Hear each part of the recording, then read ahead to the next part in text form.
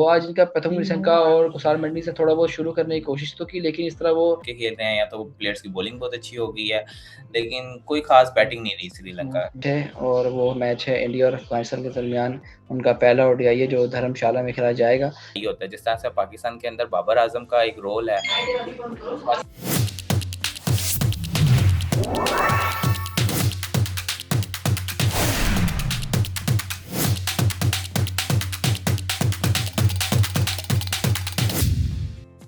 Ji, hello and अस्सलाम वालेकुम everyone. उम्मीद करता हूँ सब लोग खैरियत से होंगे। जैसा कि आप सब लोग जानते हैं कि हम थोड़े से ब्रेक के बाद आपकी खिदमत में दोबारा हाज़िर हुए हैं और जैसा कि आपको ये पता है कि आजकल क्रिकेट का सीज़न लगा हुआ है। एक तरफ क्रिकेट वुमेन्स का वर्ल्ड कप चल रहा है, एक तरफ बांग्लादेश और ऑस्ट्रेलिया की सीरीज़ चल रही है, एक तरफ श्रीलंका वेस्ट इंडीज़ की सीरीज़ चल रही है, एक तरफ इंडिया अफ़गानिस्तान की सीरीज़ चल रही है। तो हर तरफ क्रिकेट ही है कि बंदा परेशान होता है कि कौन-सा मैच देखे। तो बहरहाल अगर बात की जाए पहले मैच पे हम आते हैं तो श्रीलंका और वेस्ट इंडीज़ का पहला मैच हुआ है। जहाँ तक बात की जाए श्रीलंका और वेस्ट इंडीज़ के टी20 मैचेस की, तो क्या कमाल इनकी दोनों की टीमों की मैचेस चल रहे हैं। ओडीआई भी काफ़ी अच्छे हुए हैं और अब इनका पहला टी20 मैच था आज। तो आज इनका प्रथम निशंका और कुशाल मंडी से थोड़ा बहुत शुरू करने की कोशिश तो की, लेकिन इस तरह वो चल नहीं सके क्योंकि पार्टनरशिप अगर जब भी आप बिल्ड करते हैं तो उसके साथ बाउंड्रीज़ भी होती हैं और थोड़ा बहुत स्टॉक क्रिकेटिंग भी होती है। वो दोनों की तरफ से नज़र नहीं है, या तो वो एक तरफ प्लेयर बिल्कुल फ्लॉप रहा है और दूसरी तरफ प्लेयर बिल्कुल तेज़ जा रहा है, क्योंकि जब जसंका आउट हुए उसके बाद उनकी लाइन लगे रहे। लेस्टिन भी आउट हो गए, फिर रथनाया के आउट हो गए, फिर कमिंडो मेंडिस की इनके आपस में पार्टनरशिप लगी तो कुशाल मेंडिस उनका साथ छोड़ गए। उसके बाद फिर कुशाल मेंडिस कमिंडो मेंडिस के साथ शनाका ने पार्टनरशिप लगाई। तो एक तरफ लग रहा था कि श्रीलंका थोड़ा बहुत ज़्यादा रन बनाएगी, लेकिन उसके बाद फिर जब शनाका आउट हुए तो उनका साथ बिल्कुल कोई देने वाला था ही नहीं। हसरंगा, तिक्षाना, चमीरा हालाँकि थोड़ा बहुत रन ऐड कर लेते, लेकिन इस बारी वो कुछ बिल्कुल कर नहीं पाए। क्या कहेंगे इनकी बैटिंग के बारे में अगर आपको?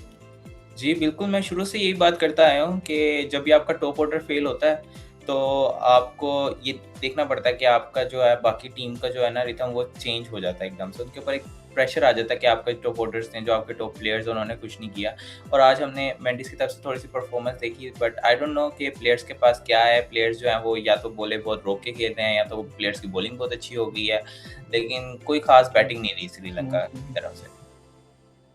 जी, बिल्कुल, ऐसा ही है। और अगर बात की जाए इनकी बॉलिंग की तो अकील हुसैन ने 3 ओवर में 28 रन दिए, विकेट कोई नहीं मिली लेकिन अच्छी गेंदबाज़ी कराई। और उसके बाद फोर्डी 3 ओवर में 32 रन, इनको थोड़ी बहुत मार पड़ी है क्योंकि जब इस तरह ही शुरू मैच है तो कुशाल मेंडिस ने क्या ही कमाल के इनको बाउंड्रीज़ लगाई हैं, तो इनका मुझे लगता है थोड़ा गंदा दिन था। लेकिन जेसन होल्डर इनको टीम में वापसी, जिस तरह उन्होंने निशंका को आउट किया और उसके बाद कमाल की गेंदबाज़ी कराई। 4 ओवर में उन्होंने 18 रन दिए, उसके बाद अगली ही गेंद पर उन्होंने लस्तिन को आउट कर दिया। उसके बाद तिक्षाने को आखिर में जाके उन्होंने 7वीं विकेट उनकी ली। तो कमाल की गेंदबाज़ी, अक्लमंद गेंदबाज़ी, पता लग रहा था कि एक सीनियर गेंदबाज़ बॉलिंग करा रहा है। उसके बाद शमार जोशी ने भी उनका भरपूर साथ दिया क्योंकि जब फोर्डी को थोड़ी बहुत मार पड़ रही थी तो उसके बाद होल्डर और शमार जोशी ने मैच को सँभाल लिया।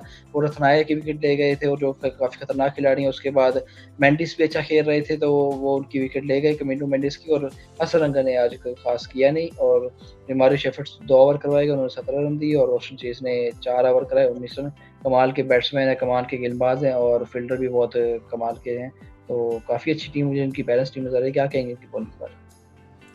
जी, बिल्कुल वेस्ट इंडीज़ जो थी ना पिछले मतलब कुछ अरसे से बड़ी खाली हो चुकी थी और बड़ी हल्की जब उनके डैरेन सैमी और क्रिस गेल और ये लोग क्रिकेट टीम से रिटायर हुए और गए, तो उनकी क्रिकेट के अंदर अब वो ज़ोर नहीं रहा था जिस तरह से वेस्ट इंडीज़ को पहले कहते थे कि यार ये भी टफ टीम है, लंबे हैं, ये है, वो है, और जिस तरह से ये टक्कर देते थे टीम्स को, वो सब कुछ खत्म हो गया था। लेकिन आज की इनकी बॉलिंग देख के ऐसा लग रहा है क्योंकि श्रीलंका भी कोई हल्की टीम नहीं है।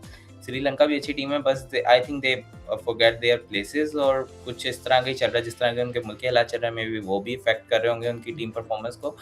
तो आई गेस अभी जो वेस्ट इंडीज़ का श्रीलंका के साथ रह के जो कमबैक है वो वाक़ई बहुत अच्छा है।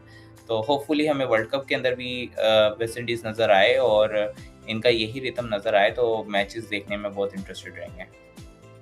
जी, बिल्कुल, क्योंकि अगर अब वेस्ट इंडीज़ की बैटिंग की बात करें तो उन्होंने इस वाले पोर्शन में भी श्रीलंका को चित कर दिया क्योंकि जिस तरह जब मैच शुरू हुआ तो ब्रेंडन किंग और शाय होप ने कोई हिस्सा नहीं छोड़ा जहाँ उन्होंने बाउंड्रीज़ ना लगाई। क्योंकि जब ब्रेंडन किंग ने 3 छक्के 2 चौके लगाए 22 गेंदों में 37 रन, उसके बाद शाय होप तो आउट ही नहीं हुआ और इस तरह की कमाल ही नहीं उन्होंने अपनी ओडीआईज़ में भी दिखाई। तो ये पता लग रहा है कि ये प्लेयर फॉर्म में है क्योंकि उन्होंने थोड़ी बहुत गेंदें ज़्यादा खेली, लेकिन जब आप मैच को फिनिश करने की तरफ जाते हैं तो ये चलता है क्योंकि अभी वर्ल्ड कप का मैच नहीं खेल रहे जो आप रन रेट का मसला होगा। आप मैच को फिनिश करें और ये ज़्यादा एक प्लेयर के लिए अच्छा होता है कि वो मैच फिनिश करके ग्राउंड से बाहर जाता है। उनका थोड़ा बहुत साथ दिया शिमरन हेटमायर ने, उन्होंने एक छक्का मारा, 2 चौके मारे तो मैच ऑलमोस्ट फिनिश था। उसके बाद रोशन चेस आए, बस थोड़ा-सा लग रहा था कि एक मैच फँस जाएगा, वो झूठी-सी एक उम्मीद होती है। उसके बाद चेस ने भी 26 गेंदों में 16 रन बनाए, उसके बाद रोमन पॉल ने तो कहा कि यार बस मैच बिला वजह का लंबा हो रहा है, इसको साइड पे लगाते हैं, तो अपनी बैटिंग और कमाल की बॉलिंग के साथ वेस्ट इंडीज़ ने ये मैच अपनी जेब में डाली। और अगर श्रीलंका की बॉलिंग के बारे में आप कुछ जी, बिल्कुल जब आपकी बैटिंग कुछ ना कर सके तो बॉलर्स के ऊपर ऑलरेडी प्रेशर आ ही जाता है। और जब आपके सामने इतने लेवल के प्लेयर होते हैं जिस तरह से सही होप हैं, उन्होंने बहुत ही अच्छा वॉचर का रोल अदा किया है मैच के अंदर, जो मतलब जो चाहिए होता है। जिस तरह से पाकिस्तान के अंदर बाबर आज़म का एक रोल है, बस वॉचर का रोल है कि वो अगर वो बॉलें लीड भी करते हैं तो अवाम उनको कुछ कहती नहीं है। क्यों? क्योंकि उनको पता है कि भई हमें एक बंदा चाहिए जो कि हमारी विकेट्स रोके।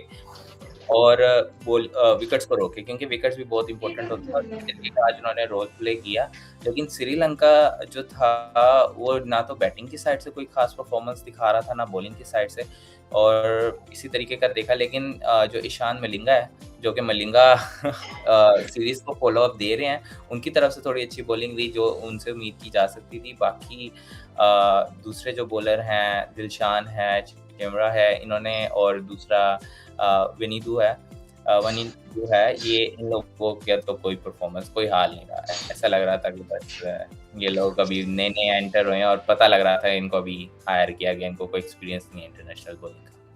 जी, बिल्कुल, क्योंकि अगर आपका कि दिन अगर किसी एक डिपार्टमेंट में बुरा चला जाए तो ऐसा लगता है कि सारा दिन ही आपका मैच और ख़राब हो जाता है। और अगर इसके बाद हम मैच की बात करें बांग्लादेश और ऑस्ट्रेलिया की, क्या ही ज़बरदस्त सीरीज़ हो रही है। और इस ज़बरदस्त सीरीज़ को कंटिन्यू रखा हुआ था बांग्लादेश की बॉलिंग ने। क्योंकि जिस तरह बांग्लादेश ने लोगों को सरप्राइज़ करना शुरू किया अपनी बॉलिंग के हवाले से, तो वो बहुत ही कमाल है। क्योंकि जब बांग्लादेश को हम जो जानते हैं कि वो एक थोड़ी बहुत सहमी हुई सी टीम थी, वो तो थोड़ी टिमिड स्टाइल में क्रिकेट खेलती थी कि वो मैच हार जाए, और वो एक कह लें एक छोटी टीम थी। अब लेकिन अब उन्होंने अपना स्टाइल को चेंज किया है। अब वो चाहते हैं कि हम जो वर्ल्ड स्टैंडर्ड उनको मैच करें, कि बाकी क्योंकि अगर बाकी टीम कर सकती हैं, तो वो भी कर सकती है, क्योंकि बांग्लादेश में भी इंसान रहते हैं और वो भी कर सकते हैं, मेहनत करने पे किसी को पाबंदी नहीं है।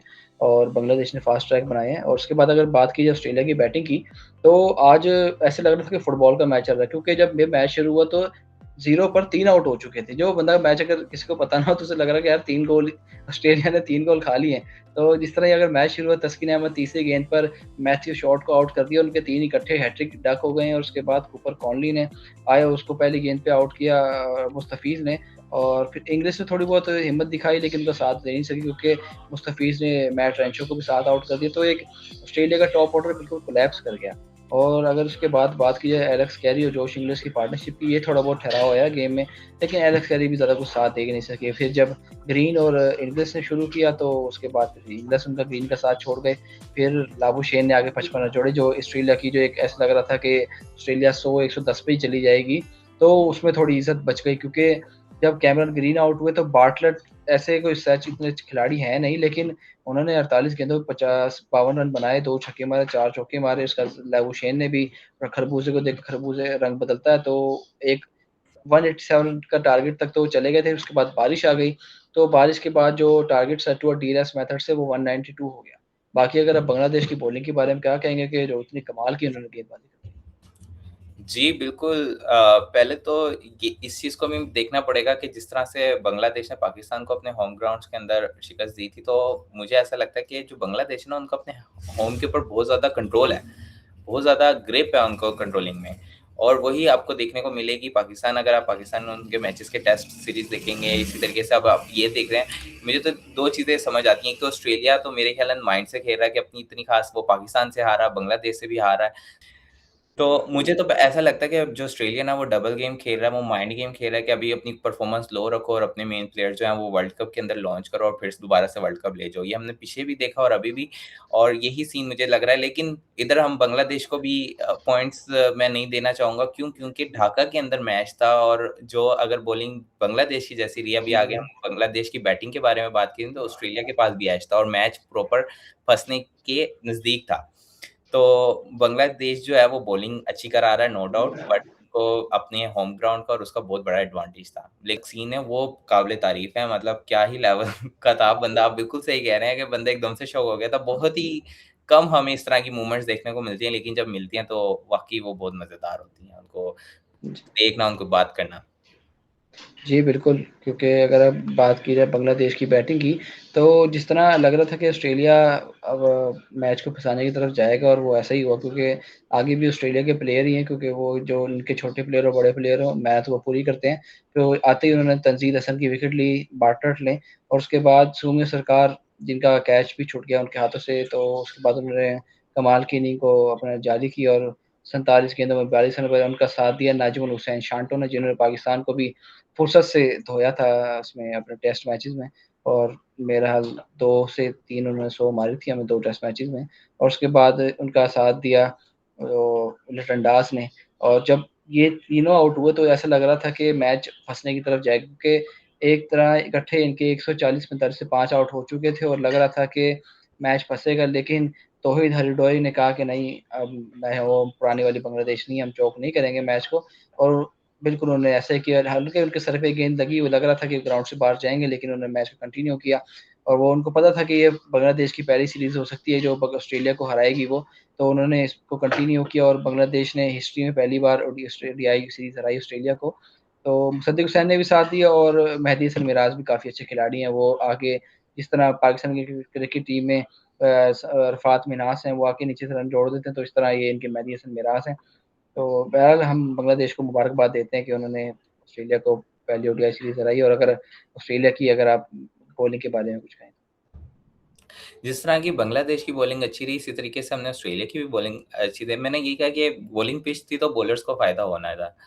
और हमने दोनों साइड पे देखा। बस अब ये मुकाबला यही था कि कौन बॉलिंग ज़्यादा अच्छा करता है, और बांग्लादेश को होम ग्राउंड का एडवांटेज हो गया, जिसकी वज़ह से बांग्लादेश जो है ओडीआई ले गया, इसी तरीके से वो टेस्ट मैच ले गया। अगर लगता है कि मैं अपनी टीम को कवर कर रहा हूँ, तो शायद मैं अपनी टीम को कवर कर रहा हूँ, क्योंकि कोई हमारी टीम को क्रिटिसाइज़ करे हमारे अलावा तो हमें बर्दाश्त नहीं है, स्पेशली इंडियंस, तो दैट्स व्हाई। जी, बिल्कुल, क्योंकि अगर बात की जाए कल के मैच की, तो कल भी मैच है और वो मैच है इंडिया और अफ़गानिस्तान के दरमियान। उनका पहला ओडीआई है जो धर्मशाला में खेला जाएगा अफ़गानिस्तान के साथ। और अगर उनके स्क्वाड की बात की जाए तो इंडिया के स्क्वाड में शुभमन गिल, सुरेश अय्यर, अर्शदीप सिंह, हर्ष दूबे और गुरुबार, ईशान किशन, यशस्वी जायसवाल, कुलदीप यादव, नीतीश कुमार रेड्डी, प्रसिद्ध Krishna, Prince Yadav, KL Rahul, Rohit Sharma team में आए हैं और वाशिंगटन सुंदर। तो ये उनका स्क्वाड है, और उसके बाद अगर बात की जाए अफ़गानिस्तान के स्क्वाड की, तो आप उनके नाम बताएँ, लोग कौन-कौन खेल रहे हैं ओडीआई में? अगर अफ़गानिस्तान की टीम की बात की जाए तो शहीदी जो हैं वो कैप्टन बन चुके हैं, और उमर ज़ई जो हैं उनके टॉप ऑलराउंडर में आ रहे हैं। फिर उसके बाद बिलाल समी एज़ एन बॉलर आए हुए हैं, दरवीश रसूल, और उसके बाद मलिक ज़ई हैं। उसके बाद हमारे पास एएम हैं जो कि बहुत अच्छे बॉलर रहे हैं आईपीएल के अंदर। मैं अगर आप लोगों को रिमेंबर करवाऊँ तो, और उसके बाद है इब्राहिम ज़रदन, उसके बाद इकराम और मोहम्मद नबी, मोहम्मद सलीम, फिर अ, करोड़ती है, रहमतुल्लाह है, रहमत शाह है, राशिद खान को शुक्र है इन्होंने इस बार खिला लिया, और इस बार मुझे लगता है कि कैप्टन्स को बहुत अच्छी वो मिलनी है। राशिद खान भी एज़ एन कैप्टन सर्व कर चुके हैं अफ़गानिस्तान को, तो उनके पास भी बहुत ज़्यादा नॉलेज है। वो शुभम गिल के अंडर भी खेल चुके हैं, और मैं यही कह रहा था कि अगर ये राशिद खान को टेस्ट मैच में खिलाते तो शायद इनकी कुछ अच्छी परफ़ॉर्मेंस रहती। बट आई डोंट नो कि क्यों नहीं खिलाया, क्या पॉलिटिक्स हैं, क्योंकि अफ़गानिस्तान के अंदर भी बहुत ज़्यादा पॉलिटिक्स चलती होंगी, ऑब्वियसली बात है, बराबर वाला मुल्क है। और इसी के साथ हमारे पास अतल हैं, और उसके बाद ज़हूर हैं। बाकी टीममेट्स तो अच्छे हैं। राशिद खान को उन्होंने 14वें नंबर पे रखा हुआ है। आई डोंट नो कि अब उनको बेंच करेंगे या फिर उनको टीम में खिलाएँगे, ये अब हम कल आने वाले मैच के अंदर देखेंगे। अदरवाइज़ हमारे पास अफ़गानिस्तान की भी कुछ अच्छी टीम है, बट ऑब्वियसली बात है इंडिया जो है वो अपनी प्रीमियम टीम के साथ उतरा है मैदान में, तो मैच वन साइडेड ही नज़र आ रहा है। नहीं, मुझे लगता है कि कल अफ़गानिस्तान ओडीआई में अच्छा करे, क्योंकि ओडीआई में उनका रिकॉर्ड टेस्ट मैच से थोड़ा बहुत अच्छा है, क्योंकि उनके जो मेन प्लेयर है वो भी वापस आए हैं, इब्राहिम ज़दरान, नबी, राशिद खान, गुरबाज। तो मुझे लगता है कि कल का मैच एक अच्छा मैच साबित होगा, और इंडिया की टीम में अगर वो पांड्या और बुमराह नहीं है तो इंडिया को थोड़ा बहुत धचका पड़ेगा, लेकिन इंडिया मैच को ले तो जाएगा, लेकिन देखने वाला मैच होगा। बाकी अगर आप आखिर में कुछ कहना। जी, बिल्कुल। हमें पता है कि हम लोग बहुत देर बाद आए हैं, काफ़ी छुट्टियों के बाद आए हैं, और अगर आप चाहते हैं कि हम इसी तरीके से अपनी छुट्टियाँ बरकरार रखें, तो प्लीज़ हमारी वीडियो को ना लाइक करें, हमारे चैनल को ना सब्सक्राइब करें, हमारी वीडियो के नीचे ना कमेंट करें, और अगर आप चाहते हैं कि हम इसी तरह से वीडियो कंटिन्यू करें, तो आप ज़रूर हमारी वीडियो के नीचे कमेंट किया करें और फीडबैक की कोशिश किया करें। होपफुली शायद आपकी वायरल हो जाए, क्योंकि बाकी तो वीडियोज़ वायरल हो नहीं रही।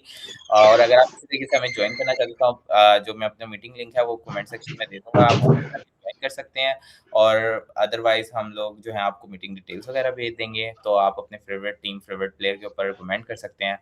और अगर इसी के साथ अगर हमारी कोई भी बात आपको बुरी लगी हो, या कोई भी बात हमने आउट ऑफ कॉन्टेक्स्ट कर दी हो, तो उसके लिए बहुत ज़्यादा माज़रत, और मेरी तरफ से अल्लाह हाफ़िज़। अल्लाह हाफ़िज़।